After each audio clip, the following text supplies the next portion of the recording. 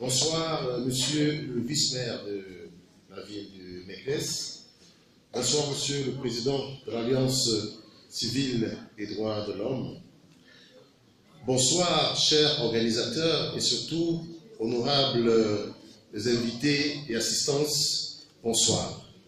Merci encore de nous permettre, en tant que Conseil consultatif de la jeunesse africaine, de donner notre point de vue, de contribuer à la mise sur pied d'une vision panafricaine du développement, parce qu'en réalité, on ne saurait, comme on aime très bien le dire, on ne saurait construire une Afrique prospère, on ne saurait construire une Afrique à l'avenir serein sans avoir un outil qui soit puissant. Je veux citer ici la société civile.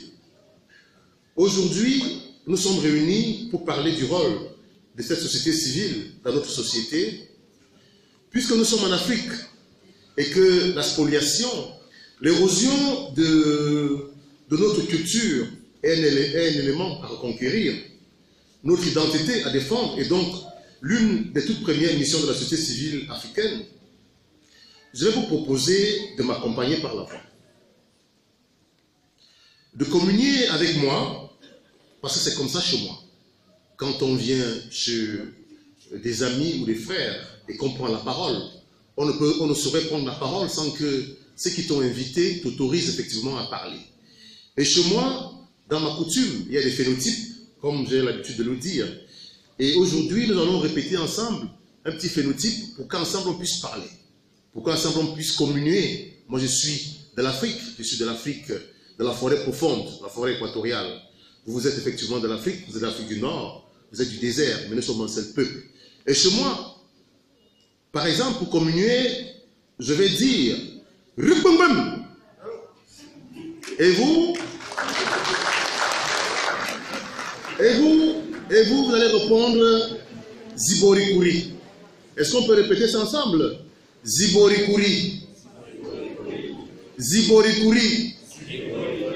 Rupumbam. Non, ça n'a pas marché. Moi, j'ai dit Rupumbam et vous répondez Ziborikuri. Et là, on est en train de communier. On peut reprendre ça, s'il vous plaît? Rupumbam. Rupumbam. Chaque génération, dans une relative opacité, doit trouver sa mission. Elle doit remplir cette mission ou la trahir. Et nous sommes la jeunesse africaine, nous sommes le Conseil consultatif de la jeunesse africaine. Et notre mission aujourd'hui, c'est de venir réfléchir avec vous, sur votre invitation, sur la contribution de la société civile quant au développement du continent, quant au développement de nos sociétés. Ces sociétés dans lesquelles nous vivons, par exemple, moi ça fait 7 ans que je suis au Maroc, je ne suis pas seul, je suis accompagné d'autres membres du Conseil. Et aujourd'hui, nous avons 7 cas à partager avec vous. Cette situation de société civile africaine que nous allons avoir à échanger. Et en ce qui concerne effectivement ma mission, pour les Nations Unies, je vais commencer par définir effectivement ce que leur concept. Le concept des Nations Unies, il désigne la société civile africaine, la société civile comme étant l'ensemble des associations à caractère non gouvernemental, à but non lucratif. Il s'agit donc de l'auto-organisation de la société en dehors de tout cadre institutionnel au sens politique du terme, administratif ou commercial. La société civile est donc pour le peuple ce que l'armée est pour le gouvernement. C'est à elle de démettre des gouvernements, ça peut arriver. C'est à elle de gérer le pouvoir quand il ne sert plus les intérêts du peuple. C'est à elle de s'opposer à toute décision politique qui ne met plus en avant les intérêts du peuple. C'est à elle de faire la pression pour faire tomber les verrous de la corruption, du laxisme politique et institutionnel.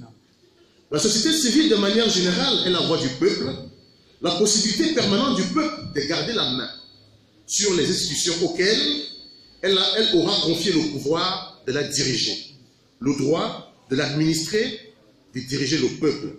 L'Afrique, notre continent, pour se construire, a un besoin urgent de voir une autre montée en puissance de sa société civile.